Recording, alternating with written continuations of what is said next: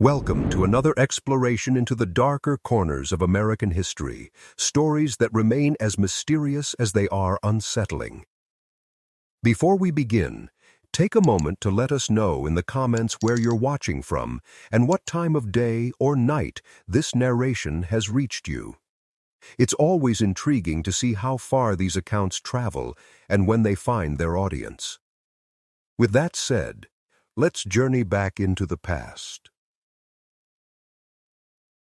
The horrifying death of Thomas Lee, science couldn't explain. In the autumn of 1917, when the world was consumed by the Great War and America was sending its sons across the Atlantic, something far more terrifying was unfolding in the remote hills of the Ozark Mountains. Something that would challenge everything medical science thought it knew about death itself. Deep in the Missouri wilderness, where ancient forests whispered secrets older than memory, a discovery was made that would haunt investigators for generations. Thomas Lee, a respected farmer known throughout the region for his quiet strength and unwavering faith, was found dead under circumstances so bizarre, so utterly inexplicable, that those who witnessed the scene would carry the horror with them to their own graves. This wasn't simply the story of a man's death. This was the story of something that defied the very laws of nature, something that made hardened doctors turn away in revulsion and confusion. For when Thomas Lee's body was discovered that cold October morning, it bore the marks of an ordeal that no earthly force could explain. The wounds on his body didn't match any known disease. The condition of his remains defied every principle of medical science. And perhaps most disturbing of all, the expression frozen on his face suggested he had seen something in his final moments that no human being should ever witness. What happened to Thomas Lee in those dark hours before dawn? What force could have inflicted such inexplicable damage on a healthy, vigorous man? And why, more than a century later, do the official records of his death remain sealed, hidden away, as if the truth itself is too dangerous to reveal? To understand the full horror of what befell Thomas Lee, we must first journey back to that harsh and unforgiving time, to a place where civilization's thin veneer barely covered the primitive fears that lurked in the human heart. The Ozark Mountains of 1917 were a world unto themselves, isolated from the modern age by miles of treacherous terrain and generations of stubborn independence. This was a land where superstition walked hand in hand with harsh reality, where families had lived for generations without seeing a proper doctor, relying instead on folk remedies passed down through bloodlines that stretched back to the earliest pioneers. The people of the Ozarks were hardy, self-sufficient, and deeply suspicious of outsiders. They had to be. In a place where the nearest neighbor might be miles away and help could be days in coming, survival depended on strength, cunning, and an intimate knowledge of the land's hidden dangers. But 1917 brought new fears to this already challenging existence. The Spanish flu pandemic was beginning its deadly sweep across the globe, and even in the remote hollers of Missouri, families whispered about the invisible killer that could strike without warning. Towns like Harrison, Mountain View, and West Plains had become islands of anxiety in an ocean of uncertainty, their residents torn between the need for human contact and the terror of contagion. The war in Europe cast its own shadow over the mountains. Young men from farming families were being drafted into a conflict most of them could barely comprehend, leaving behind communities already stretched thin by poverty and isolation. Those who remained. Ned lived under a constant cloud of dread, knowing that any knock on the door might bring news of a son or brother who would never return from the muddy battlefields of... In this atmosphere of fear and uncertainty, strange stories began to circulate through the mountain communities. Travelers spoke of lights in the sky that moved with impossible purpose, of animals found dead with no visible cause, of sudden illnesses that struck down the healthy and left the weak untouched.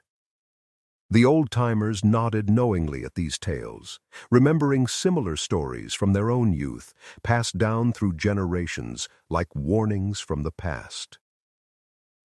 It was into this world of shadows and whispers that Thomas Lee had been born and raised, a world that would ultimately claim his life in the most horrifying way imaginable. But to truly understand the magnitude of what happened to him, we must first know the man himself, for Thomas Lee was no ordinary victim of the Ozark's harsh realities. At 42 years of age, Thomas stood as a pillar of his small community, a man whose reputation for honesty and hard work had been earned through decades of quiet dedication. He had arrived in the region as a young man, drawn by the promise of cheap land and the freedom to build a life according to his own vision. What he found was more than he had bargained for. A landscape of breathtaking beauty and terrible isolation, where a man's character was tested by every season's challenges. Thomas had met that test admirably. His farm, carved from the wilderness through years of back-breaking labor, had become one of the most productive in the area. His corn grew tall and straight. His livestock was healthy and well-tended, and his modest cabin, built with his own hands from timber cut on his own land, stood as a testament to his skill and determination. But it wasn't just his success as a farmer that earned Thomas the respect of his neighbors. He was known as a man of deep faith, someone who could be counted on in times of trouble. When sickness struck a family, Thomas was often among the first to arrive with food and offers of help. When disputes arose between neighbors, his calm wisdom frequently provided the path to resolution. Children looked forward to his visits to town, knowing he always carried peppermint sticks in his pocket and stories that could make them laugh despite their hard circumstances. Thomas had married Sarah Whitman in 1903, a union that had produced 2 children, a son named Jacob, now 13, and a daughter, Mary, who had just turned 10. By all accounts, theirs was a happy marriage, built on mutual respect and shared values. Sarah was known for her skill with herbs and home remedies, often called upon to tend the sick when no doctor was available. Together, Thomas and Sarah represented the best of what the Ozark communities could offer: strength, compassion, and an unshakable faith in the future. Yet even in this seemingly idyllic existence, there were shadows that those who knew Thomas well had begun to notice. In the months leading up to his death, subtle changes had crept into his demeanor. Neighbors remarked that he seemed distracted, often stopping in the middle of conversations as if listening to something no one else could hear. His sleep had become restless, and Sarah had confided to close friends that he often woke in the night, drenched in sweat and muttering about dreams he couldn't remember. More troubling still were the incidents that had begun occurring around the Lee farm. Livestock would be found huddled together in corners of their enclosures, trembling with terror for no apparent reason. Chickens stopped laying eggs, and the family's usually docile milk cow had become so agitated that it could barely be approached. Thomas himself had mentioned to his closest neighbor, old Samuel Morrison, that he sometimes felt as though he was being watched, even when alone in his own fields.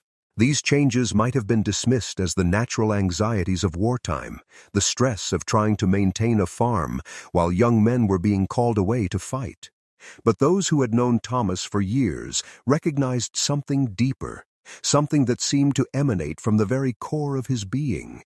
It was as if some invisible force had marked him, singling him out for a fate that was already written in the stars. The final chapter of Thomas Lee's life began on the evening of October 15, 1917, a night that would forever change the way the people of the Ozarks viewed the boundaries between the natural and supernatural worlds. The day had been unusually warm for October, with the oppressive humidity that made the air feel thick and difficult to breathe. As evening approached, dark clouds began to gather on the horizon, promising a storm that would bring relief from the unseasonable heat. But the storm that came that night brought no relief, only terror. Samuel Morrison, whose farm lay closest to the Lee property, would later testify that the trouble began just after sunset. He had been sitting on his porch, enjoying the cooler air that came with darkness, when he noticed an odd quality to the light emanating from the direction of Thomas's farm. It wasn't the warm yellow glow of oil lamps or the flickering orange of a fireplace. Instead, it was a cold, blue-white radiance that seemed to pulse with an otherworldly rhythm. At first, Samuel dismissed it as heat lightning, common enough during the humid autumn evenings. But as he watched, the light began to move, dancing across the sky above Thomas's property in patterns that defied any natural explanation.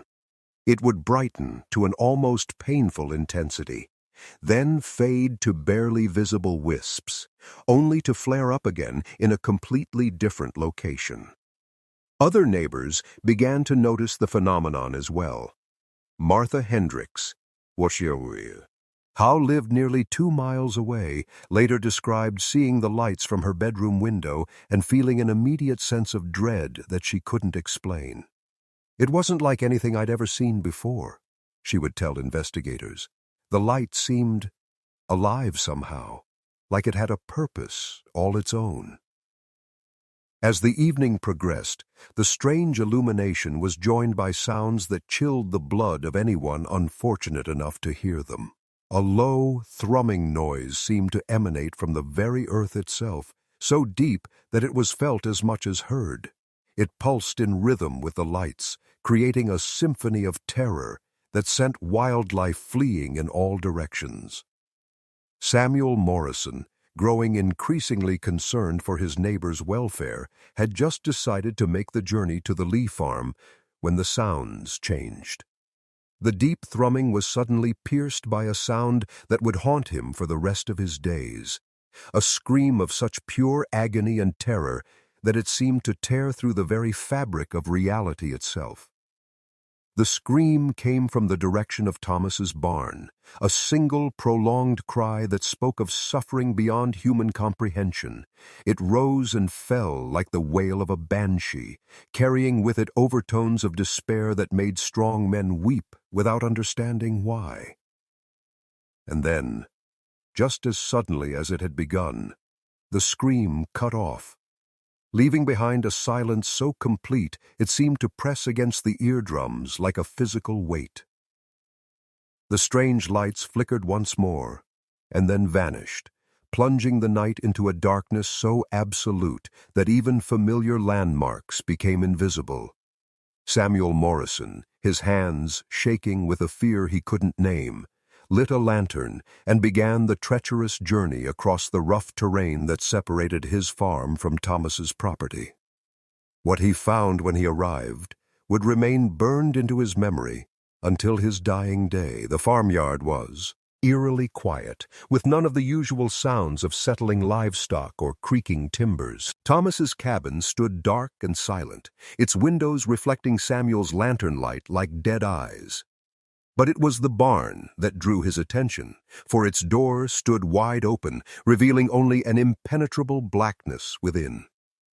As Samuel approached, his lantern held high, he became aware of a smell that made his stomach churn, a mixture of burning flesh and something else, something organic and corrupt that spoke of decay and death. The horses in the nearby pasture huddled against the far fence, their eyes rolling white with terror, refusing to come anywhere near the barn despite the promise of shelter from the night's chill. Samuel's calls for Thomas went unanswered, and as he stepped closer to the barn's gaping entrance, he could see what appeared to be a shape lying motionless in the straw-covered floor. His heart pounding with dread, he forced himself forward, raising the lantern to illuminate the scene within. What he saw there would haunt not only his own dreams, but the nightmares of an entire community for generations to come.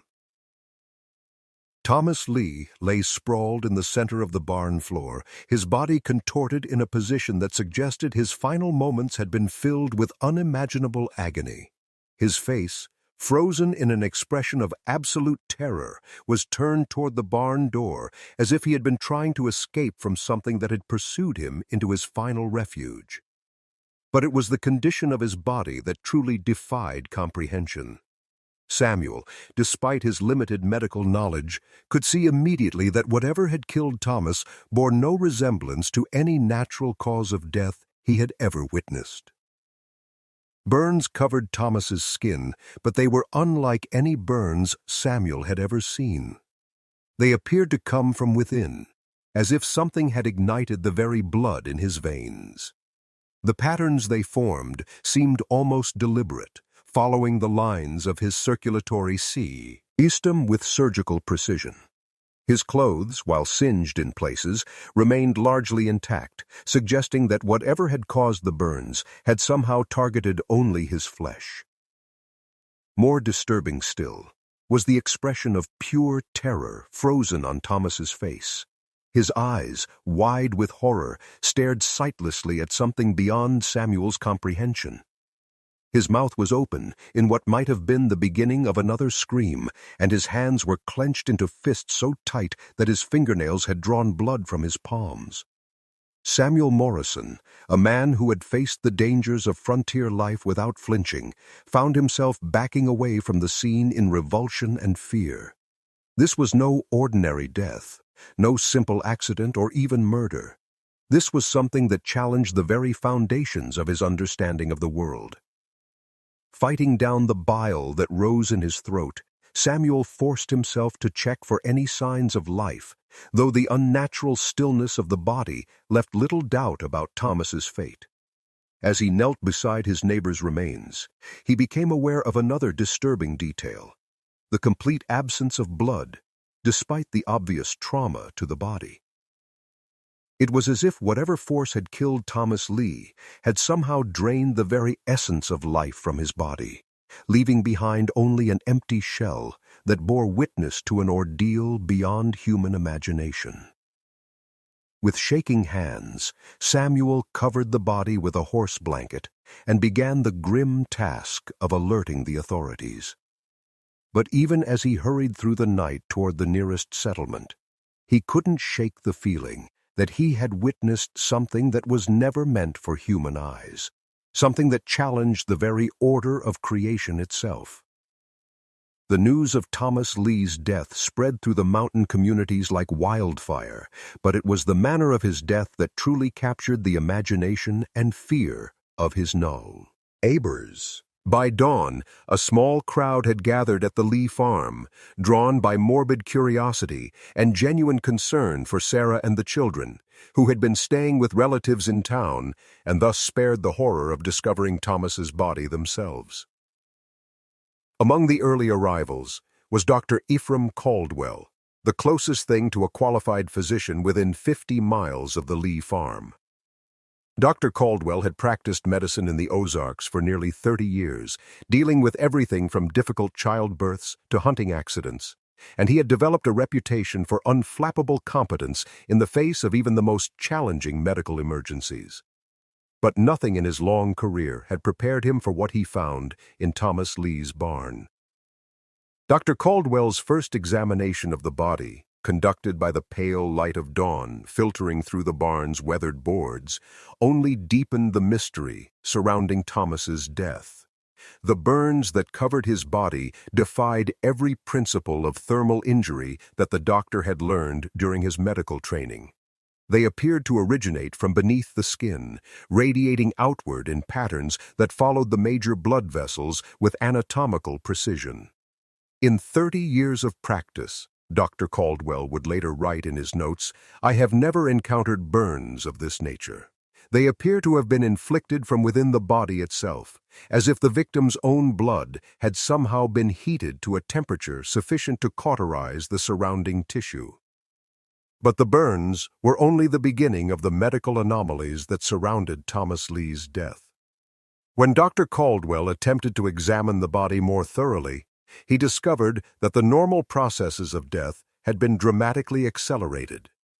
Despite having been dead for less than 12 hours, Thomas's body showed signs of decomposition that would normally take days or even weeks to manifest.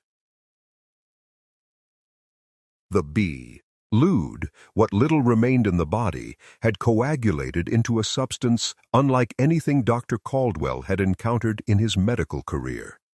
Instead of the normal dark red clots he expected to find, Thomas's blood had formed crystalline structures that crumbled at the slightest touch, leaving behind a residue that stained the doctor's hands with an oily, iridescent film.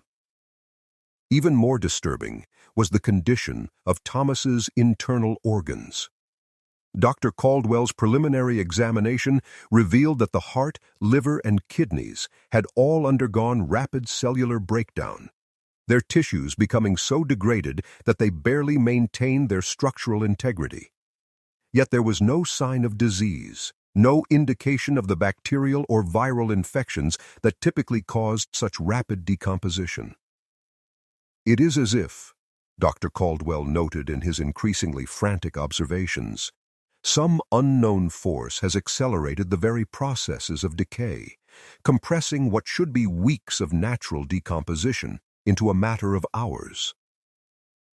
Word of Dr. Caldwell's findings spread quickly through the gathered crowd, and soon the whispered conversations turned to speculation about the supernatural forces that might have been responsible for Thomas's death.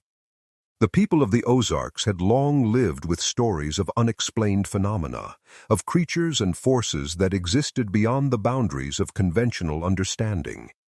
In their isolated communities, the line between the natural and supernatural had always been thin, and Thomas Lee's death seemed to confirm their deepest fears about the dark forces that lurked in the shadows of their mountain world. But it was the arrival of the county coroner that truly began to reveal the full scope of the mystery surrounding Thomas's death. Dr. Harrison Blackwood had traveled from Springfield at Dr. Caldwell's urgent request, bringing with him both more advanced medical equipment and a reputation for scientific skepticism that had served him well in his investigation of unusual deaths throughout the region. Dr. Blackwood's examination of Thomas Lee's body was far more thorough than anything Dr. Caldwell had been able to accomplish with his limited resources. Using techniques that were considered cutting-edge for 1917, he attempted to determine not only the cause of death, but also the sequence of events that had led to such an unusual pattern of injuries. His findings only deepened the mystery. The burns that covered Thomas's body showed characteristics that Dr. Blackwood had never encountered in his extensive experience with fire victims. Microscopic examination revealed that the cellular damage extended far deeper than the visible burns suggested, as if every cell in the affected areas had been simultaneously subjected to intense heat. Yet the pattern of burning made no sense from a practical standpoint. There was no evidence of an external heat source capable of producing such precise and extensive damage. The distribution of burns, Dr. Blackwood noted in his official report, suggests exposure to a heat source that was somehow internal to the victim's body. However, no known medical condition or external agent could account for the observed pattern of thermal injury. Even more puzzling was the complete absence of smoke damage to Thomas's lungs. In typical fire deaths, victims who survived long enough to sustain such extensive burns would inevitably show signs of smoke inhalation. Yet Thomas's respiratory system showed no such damage, suggesting that he had died before any external fire could have affected him. The condition of Thomas's nervous system provided additional clues to the horror of his final moments. Dr. Blackwood's examination revealed that the brain tissue showed signs of extreme stress, with patterns of cellular damage consistent with exposure to intense fear or pain. But the extent of the damage went far beyond anything the coroner had seen in his previous cases, as if Thomas had experienced levels of terror that pushed his nervous system beyond its physical limits. The victim appears to have died of shock, Dr. Blackwood concluded, but the underlying cause of that shock remains completely unknown. The patterns of tissue damage suggest an ordeal of such intensity that the body's systems simply shut down rather than continue to endure whatever was being inflicted upon them. As word of the coroner's findings spread beyond the immediate community, Thomas Lee's death began to attract attention from outside the Ozark region. Newspapers in Springfield and St. Louis picked up the story, their reporters drawn by the sensational nature of a death that seemed to defy medical explanation. But it was the arrival of additional medical investigators that truly began to reveal the full scope of the mystery surrounding Thomas's fate. Dr. Charles P. Blaylock, a respected physician from the Missouri State Medical Board, arrived at the Lee farm, accompanied by 2 colleagues and a photographer tasked with documenting the scene. Dr. Blaylock had built his reputation on his ability to solve difficult medical mysteries, and he approached Thomas's case with the confident expectation that scientific analysis would eventually reveal a rational explanation for even the most bizarre circumstances. That confidence would be severely tested by what he discovered. Dr. Blaylock's team conducted the most comprehensive examination of Thomas Lee's remains that had been attempted up to that point. Using equipment brought from St. Louis, they were able to perform chemical analyses of the crystallized blood, microscopic examination of tissue samples, and detailed photographic documentation of the burn patterns. Their findings only added to the growing list of medical impossibilities surrounding Thomas's death. The chemical analysis of Thomas's blowbus, odd, revealed compounds that had no business being in a human body. Traces of elements that Dr. Blaylock couldn't identify were present in concentrations that should have been immediately fatal, yet showed no signs of having been ingested or absorbed through normal means.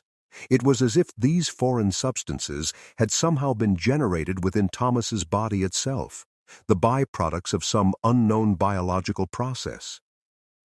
The microscopic examination of tissue samples revealed cellular damage that Dr. Blaylock had never seen before in his 20-year medical career. Individual cells appeared to have been subjected to some form of energy that had disrupted their basic molecular structure, breaking down the proteins and lipids that held them together, while somehow leaving the overall tissue architecture partially intact. What we are observing, Dr. Blaylock wrote in his preliminary report, appears to be the result of exposure to some form of energy or force that is currently unknown to medical science. The pattern of cellular damage suggests a process that operated at the molecular level, disrupting the basic chemistry of life itself. But perhaps the most disturbing discovery came when Dr. Blaylock's team attempted to determine the exact time of Thomas's death.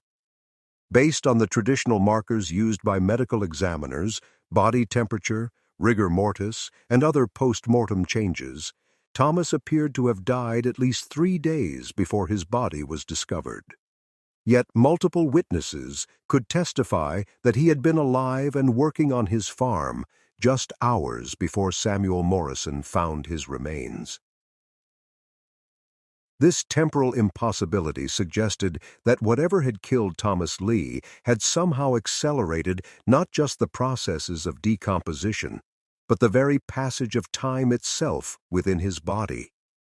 It was a concept that challenged the fundamental laws of physics and biology, suggesting forces at work that existed completely outside the boundaries of scientific understanding.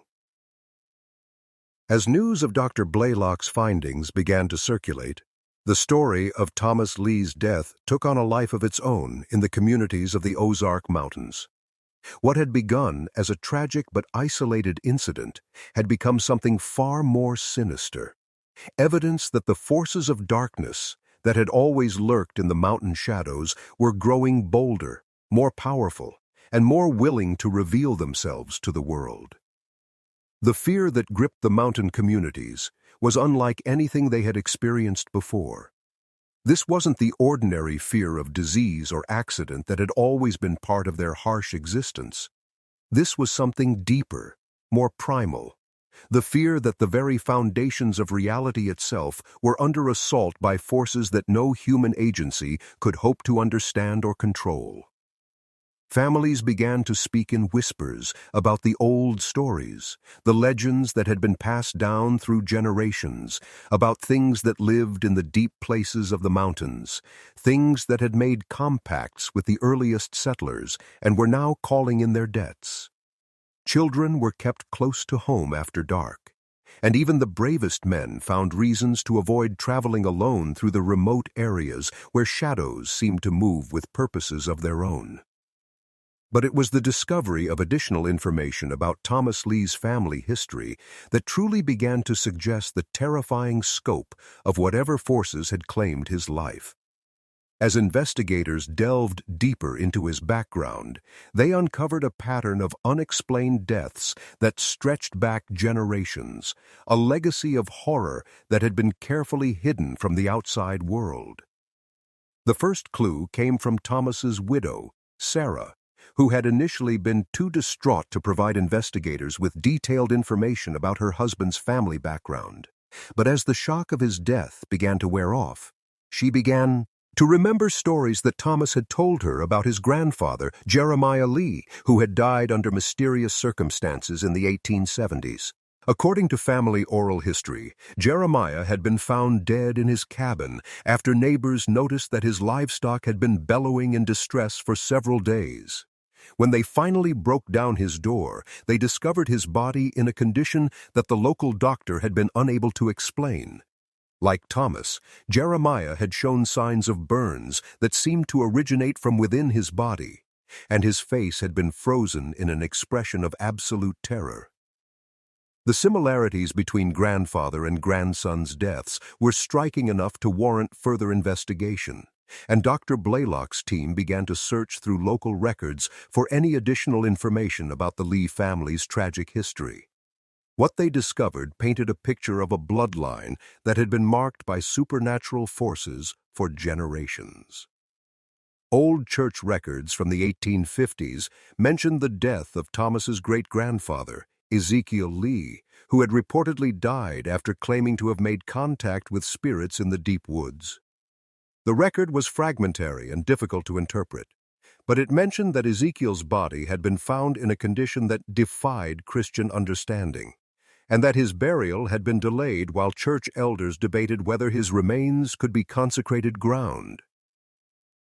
Even further back, records from the 1820s told the story of the original Lee patriarch, Mordecai Lee, who had been among the first white settlers in the region.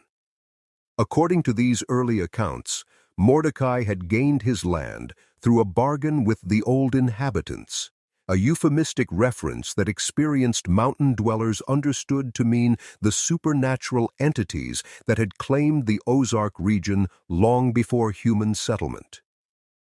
The terms of Mordecai's bargain were not specified in the historical records, but the pattern of unexplained deaths that had plagued his descendants suggested that the price of his prosperity had been paid in blood across multiple generations.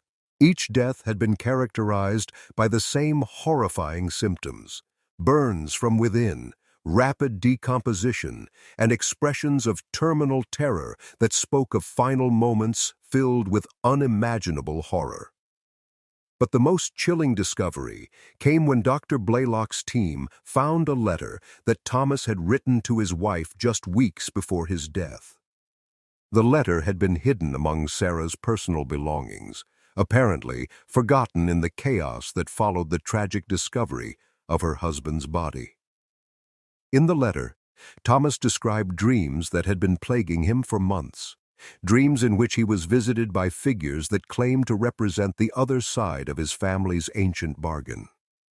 These entities, which Thomas described as being neither fully human nor entirely inhuman, had apparently been preparing him for a fate that had been determined long before his birth. "They tell me that the time has come for payment," Thomas had written, "that the debt our family has carried for generations must finally be settled. I do not understand what they mean, but I fear that my dreams are more than simple nightmares. There is something in the darkness that knows my name, something that has been waiting for me to reach the age when the debt can be collected. The letter went on to describe Thomas's growing awareness that he was being watched, not just by human eyes, but by presences that existed in the spaces between the visible world and whatever lay beyond. He wrote of shadows that moved independently of their sources, of whispers in languages that predated human speech, and of a growing certainty that his time in the world of the living was drawing to a close. "I have tried to be a good man," the letter concluded, "but I fear that goodness is not enough to protect me from whatever force has claimed the souls of my forefathers. If something should happen to me, know that I have loved you and the children more than life itself, and that whatever fate befalls me is not of my choosing, but the result of bargains made long before I drew my first breath." The discovery of this letter cast Thomas Lee's death in an entirely new light, suggesting that his horrifying fate had not been the result of random supernatural forces, but rather the culmination of a multi-generational curse that had finally come to claim its due. The implications were staggering, not just for understanding Thomas's death, but for the safety of his surviving family members. If the pattern held true, and if the supernatural entities that had claimed Thomas were indeed collecting on some ancient debt, then his son Jacob, now 13 years old, might eventually face the same horrible fate that had befallen his father and great-grandfather before him. The thought was enough to drive Sarah Lee to the edge of madness, and she began making desperate plans to flee the Ozark region with her children before whatever dark forces had claimed her husband could turn their attention to the next generation. But even as the investigation into Thomas Lee's death continued to reveal new horrors, other forces were working to ensure that the full truth would never see the light of day. Local officials, already struggling to maintain order in communities gripped by supernatural terror, began to pressure Dr. Blaylock and his team to reach conclusions that would not further inflame public fears. The pressure intensified when representatives from the state government arrived in the region, ostensibly to assist with the investigation, but actually to assess the potential for widespread pay. If the full details of Thomas's death became public knowledge. The United States was at war, and the last thing the authorities needed was a population distracted by fears of supernatural predators lurking in their own communities. Dr. Blaylock found himself caught between his scientific integrity and political pressures that he had never expected to encounter in what should have been a straightforward medical investigation. His detailed reports, which clearly documented the impossibility of explaining Thomas's death through conventional means, were met with suggestions that perhaps a more conservative interpretation of the evidence would better serve the public interest. The suggestions soon became demands, and Dr. Blaylock was forced to choose between his reputation and his commitment to scientific truth. In the end, like so many others who had encountered evidence of forces beyond human understanding, he chose the path of least resistance. His final official report, submitted to state authorities in November of 1917, concluded that Thomas Lee had died as the result of a rare metabolic disorder that produced symptoms mimicking those of severe thermal injury. The report acknowledged that the specific mechanism of death remained unclear, but suggested that future advances in medical science would eventually provide a complete explanation for the observed phenomena. It was a masterpiece of bureaucratic obfuscation, technically accurate in its admission of ignorance, while completely failing to convey the true horror of what had been discovered. The report satisfied the political requirements of the moment, while ensuring that the full truth about Thomas Lee's death would be buried beneath layers of official documentation that few people would ever have reason to examine. But bureaucratic suppression could not erase the memories of those who had witnessed the evident firsthand, and the story of Thomas Lee's death continued to circulate through the Ozark communities long after the official investigation had been closed. The tale grew in the telling, accumulating details and interpretations that may or may not have been accurate, but that certainly captured the essential horror of what had occurred. Over the years, the story became part of the region's oral tradition, passed down through families and shared around campfires as a warning about the dangers that lurked in the deeper parts of the mountains. Each generation of storytellers added their own embellishments to the tale, but the core elements remained constant. A good man had died horribly. Science had been unable to explain his death, and the forces responsible remained at large in the world. Some versions of the story claim that Thomas's ghost could still be seen wandering the ruins of his farm, forever searching for an escape from the fate that had claimed him. Others suggested that his death had been only the beginning, that the entities responsible were still active in the region and would eventually claim other victims from families marked by similar ancient bargains. But perhaps the most persistent element of the Thomas Lee legend was the claim that his death had not been properly investigated, that evidence had been suppressed and records sealed to prevent the public from learning the full truth about the supernatural forces that had claimed his life. This element of the story, unlike many of the more sensational details, happened to be entirely accurate. In the decades following Thomas's death, researchers and journalists who attempted to investigate the case discovered that many of the relevant documents had mysteriously disappeared from local archives. Dr. Blaylock's detailed photographs and tissue samples had vanished from medical storage facilities, and even basic records like death certificates and coroner's reports had been removed from their normal filing locations. The pattern of suppression was so thorough and systematic that it could only have been the result of deliberate intervention by authorities who had decided that the truth about Thomas Lee's death was too dangerous to be preserved for posterity. But their efforts to erase the evidence only served to fuel additional speculation about what they were trying to hide. By the 1950s, Thomas Lee's death had become something of a cause célèbre among researchers interested in unexplained phenomena. UFO investigators suggested that his death bore the hallmarks of alien abduction gone wrong, while cryptozoologists theorized that he had been killed by some unknown creature that inhabited the deepest parts of the Ozark wilderness. Paranormal investigators were drawn to the case by the combination of physical evidence and supernatural elements, seeing in Thomas's death proof that the boundary between the natural and supernatural worlds was far more permeable than conventional science was willing to admit. They organized expeditions to the site of the former Lee farm, hoping to detect lingering traces of whatever force had been responsible for his death. What they found there only added to the mystery surrounding Thomas's fate. The location where Thomas Lee's barn had once stood showed unusual electromagnetic properties that defied easy explanation.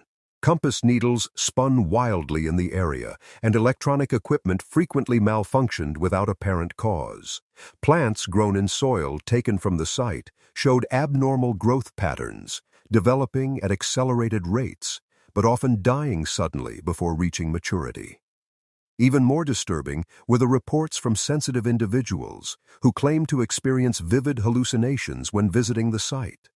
These experiences typically involved visions of lights in the sky, sounds of otherworldly origin, and overwhelming feelings of dread that seemed to emanate from the very ground itself. Local residents, many of whom were descendants of the families who had known Thomas Lee personally, were generally reluctant to discuss these phenomena with outsiders. But among themselves, they continued to pass down stories about the strange events that had been occurring in the area since Thomas's death.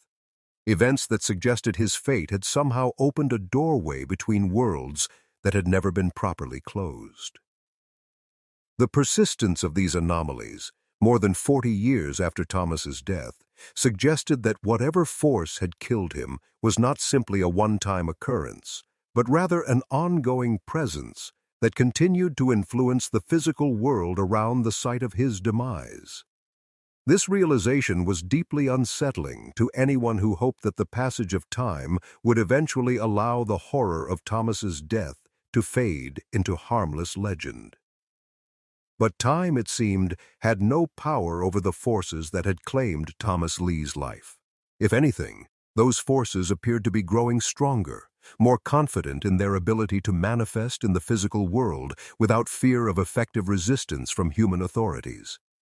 As the 1960s dawned, a new generation of investigators began to take interest in the Thomas Lee case, armed with more sophisticated equipment and a willingness to consider explanations that previous researchers had dismissed as impossible.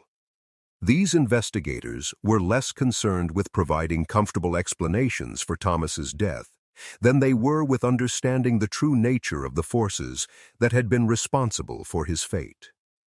Their research would reveal connections between Thomas's death and similar cases from around the world, suggesting that the supernatural entities that had claimed his life were part of a much larger phenomenon that had been affecting human civilization for centuries. The implications were staggering, pointing toward the existence of non-human intelligences that possessed both the ability and the inclination to manipulate the physical world in ways that defied conventional understanding. But even as new evidence continued to accumulate, the official silence surrounding Thomas Lee's death remained absolute. Government agencies that might have been expected to investigate such phenomena showed no interest in reopening a case that had been officially closed decades earlier. Academic institutions refused to acknowledge research that challenged fundamental assumptions about the nature of reality itself. The conspiracy of silence was so complete and so persistent that it began to take on a life of its own, becoming almost as mysterious as the original events it was designed to conceal. Researchers found themselves asking not just what had killed Thomas Lee, but who was working so hard to ensure that the truth about his death never became public knowledge. The answers to those questions, when they finally began to emerge, would prove to be even more disturbing than the original mystery they were meant to solve. For it seemed that Thomas Lee's death had been observed and documented not only by local investigators, but by representatives of organizations that possessed both the resources and the motivation to suppress evidence of supernatural phenomena. These organizations, operating in the shadows of official government agencies, had apparently been monitoring the activities of the entities responsible for Thomas's death for far longer than anyone had suspected. Their intervention in the investigation had not been motivated by a desire to protect public safety, as had been publicly claimed, but by a need to conceal their own involvement with the very forces that had claimed Thomas's life. The true scope of this conspiracy would not become apparent until the 1970s, when a series of government document releases revealed the existence of classified programs designed to study and potentially exploit supernatural phenomena for military and intelligence purposes. Among the documents released were references to the Lee incident and Ozark phenomena, suggesting that Thomas's death had been of considerable interest to authorities whose existence had never been officially acknowledged. But even these revelations provided only glimpses of a much larger truth, for the organizations involved in the suppression had been careful to compartmentalize their knowledge and limit the creation of permanent records. Most of what they had learned about the forces responsible for Thomas Lee's death remained locked away in classified archives that would likely never see the light of day. As the 20th century drew to a close, Thomas Lee's death remained as mysterious as it had been on that October morning in 1917 when Samuel Morrison first discovered his friend's body in the barn. More than 80 years of investigation had failed to provide a satisfactory explanation for his fate, and if anything, the passage of time had only deepened the mystery by revealing the extent of the official efforts to conceal the truth. The people of the Ozark Mountains, now connected to the outside world by modern communications and transportation, had largely moved beyond the superstitious fears that had once dominated their communities. But among the older residents, those whose families had been in the region for generations, the memory of Thomas Lee's death remained a potent reminder that there were still forces in the world that existed beyond human understanding or control. These families continued to pass down the stories of that terrible night, not as entertainment, but as warnings about the dangers that could still emerge from the deep places of the mountains. They spoke of lights in the sky that moved with purpose, of sounds that had no earthly origin, and of the importance of respecting the boundaries between the human world and whatever lay beyond. For them, Thomas Lee's death was not simply a historical curiosity, but a continuing source of concern, evidence that the ancient bargains that had shaped their region's history were still in effect and might yet claim additional victims from among their descendants. They watched their children carefully, looking for signs that might indicate the presence of the same forces that had marked Thomas for death, and they kept alive the knowledge of protective rituals and practices that their ancestors had developed over generations of coexistence with supernatural threats. But as the 21st century dawned, even these traditional guardians of ancient knowledge were beginning to wonder whether their protective measures would be sufficient to shield future generations from forces that seemed to be growing stronger and more aggressive with each passing year. The modern world, with its emphasis on scientific rationalism and technological solutions, had largely abandoned the practices that had once provided some measure of protection against supernatural predators. Young people, educated in schools that taught them to dismiss such concerns as primitive superstition, were venturing into areas that their ancestors had known to avoid, armed with nothing more than GPS devices and cell phones to protect them from dangers that technology could neither detect nor defend against. The results were becoming increasingly tragic, as missing persons reports from the region began to show patterns that older residents recognized all too well. The entities that had claimed Thomas Lee's life were still active in the Ozark Mountains, still hunting for victims who met their ancient criteria for selection. The passage of time had not diminished their power or their hunger, and the modern world's abandonment of traditional protective practices had only made their work easier. Thomas Lee's death, horrible as it had been, might well have been only the beginning of a campaign of supernatural predation that would continue until someone found a way to permanently banish the entities responsible, or until they had claimed all the victims that their ancient bargains entitled them to take. The prospect was terrifying to contemplate, but for those who understood the true nature of the forces involved, it seemed increasingly likely that Thomas's fate awaited others unless drastic action was taken. But what form could such action take? The official authorities had already demonstrated their unwillingness to acknowledge the existence of the threat, much less take effective measures to combat it. The scientific community remained locked in paradigms that had no room for supernatural phenomena, dismissing evidence that contradicted their worldview rather than adjusting their theories to accommodate inconvenient facts. And the general public, distracted by the concerns of modern life, showed little interest in warnings about dangers that seemed to belong to a bygone age. Perhaps the most tragic aspect of Thomas Lee's legacy was the realization that his death, for all its horror, had accomplished nothing in terms of alerting humanity to the threats that surrounded them. The forces that had killed him remained free to operate in the shadows, protected by official indifference and public disbelief, hunting for their next victims among a population that had largely forgotten how to recognize the signs of supernatural danger. In the end, Thomas Lee's story stood as a testament to the fundamental vulnerability of human civilization in the face of forces that existed beyond the boundaries of conventional understanding. His death had been a warning, a message written in blood and terror about the reality of supernatural predators that shared the world with humanity. But it was a warning that had been ignored, suppressed, and ultimately forgotten by all but a few individuals who lacked the power to act upon what they knew. More than a century after that terrible October night in 1917, the mystery of Thomas Lee's death remained unsolved. The forces responsible for his fate remained at large, and the danger they represented continued to threaten anyone unfortunate enough to attract their attention. Science had failed to explain what had happened to him.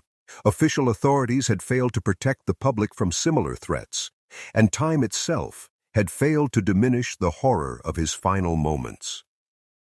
If Thomas Lee's death could not be explained in 1917, when the evidence was fresh and witnesses were still alive to testify about what they had seen, what hope was there that it would ever be understood by future generations who would have access to nothing more than fragmentary records and half-remembered stories? And if the forces responsible for his death were still active in the world, still hunting for victims among the descendants of families marked by ancient bargains, how many more Thomas Lees would have to die before humanity finally acknowledged the reality of the threats that surrounded them? These were the questions that haunted anyone who delved deeply into the mystery of Thomas Lee's death. Questions that had no comfortable answers, and that pointed toward truths that most people were simply not prepared to accept. His story served as a stark reminder that the world contained mysteries far more terrifying than anything the human imagination had yet conceived, mysteries that would continue to... But for now, Thomas Lee's death remained what it had always been: a warning unheeded, a mystery unsolved, and a testament to the continuing vulnerability of human civilization in the face of forces that existed beyond the boundaries of conventional understanding. His legacy was not one of answers, but of questions, not of resolution, but of continuing uncertainty, not of peace, but of the persistent fear that somewhere in the darkness, the entities that had claimed his life were still waiting for their next opportunity to feed.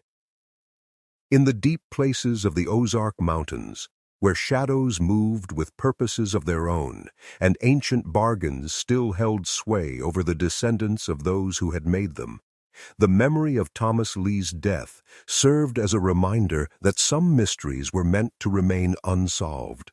Some forces were too powerful to be challenged, and some warnings came too late to save those they were meant to protect. And in the silence of the night, when the wind moved through the trees with a sound like whispered promises, and the darkness held secrets that daylight could never fully dispel, those who knew the truth about Thomas Lee's fate could only hope that they would never attract the attention of the forces that had claimed him, and pray that if they did, their own end would be swifter and less horrifying than the fate that had befallen a good man on a terrible night more than a century ago. The story of Thomas Lee was far from over, for the entities that had killed him remained active in the world, and the debt that had claimed his life was merely one payment in a supernatural economy that operated according to laws that human civilization had never learned to understand or challenge.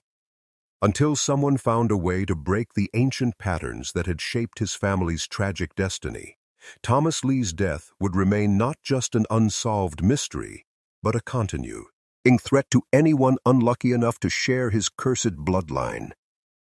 And somewhere in the darkness of the Ozark Mountains, where the boundary between the natural and supernatural worlds had always been thin, the forces that had claimed Thomas Lee's life continued their eternal hunt, patient and relentless, waiting for the next opportunity to collect on bargains made long ago by desperate people who never imagined the true cost of the power they sought to claim. This story ends, but many await. Subscribe so no tale escapes you.